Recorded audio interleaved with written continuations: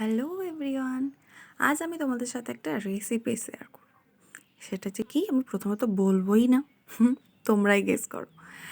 দেখো, একটা ভাজা মশলা আমার এই রান্নাতে লাগবে, সেজন্য আমি কিছু মশলা নিয়ে নেব। যেমন নিয়েছি কিছু এলাচ, এক টুকরো দারচিনি, অল্প একটু চন্দনী, অল্প একটু জিরে, এবার একটু নেব লবঙ্গ, লবঙ্গর পরে নেব আমি একটু মৌরি, এবং মৌরির পরে নেব একটু শুকনো লঙ্কা, 2 পিস, বেশি না।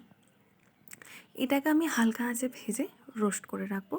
এটা আমি নিয়ে নিলাম সেদ্ধ করা একটা আলুর টুকরো, এটা আমি গ্রেট করে নিয়েছি।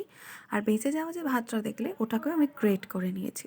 এবার ওর মধ্যে আমি একটু চিনি, গ্রেট করে রাখা গাজর, গ্রেট করে রাখা সেদ্ধ আলু, কিছু অল্প বিনস কুচি, এবারে নেব আদা, আর ঝালটা আপনারা পরিমাণ মতোই দেখবেন, কাঁচা লঙ্কার কুচিটা। এবার আমি দিয়ে দিচ্ছি একটা ছোট্ট টমেটো, আমি গ্রেট করে রেখেছিলাম, ওটাও দিয়ে দিলাম।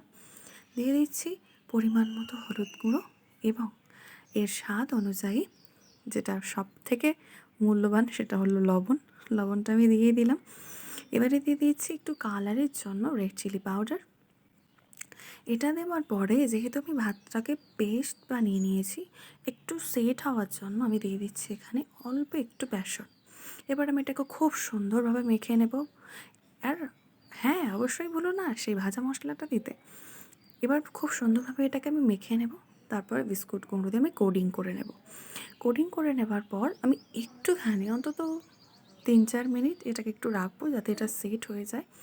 তারপর আমি গরম তেলের মধ্যে এগুলো এক এক করে ছাড়ছি। তেলের মধ্যে আমি ছেড়ে দিয়েছি এগুলোকে। আর একটু পরেই তোমরা দেখতে পাবে যে এগুলো ফুলে গেছে। এবার লালচে লালচে করে একটু ভেজে নেবে। তারপরে দেখো, এটা আমি তোমাদের ভেঙে দেখালাম কেমন ক্রিস্পি হয়েছে।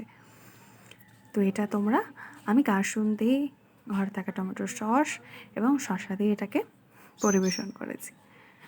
এটা কিন্তু তোমরা বানিয়ে সবাইকে খাইয়ে জিজ্ঞাসা করবে, কী দিয়ে বানিয়েছি বলো তো এটা।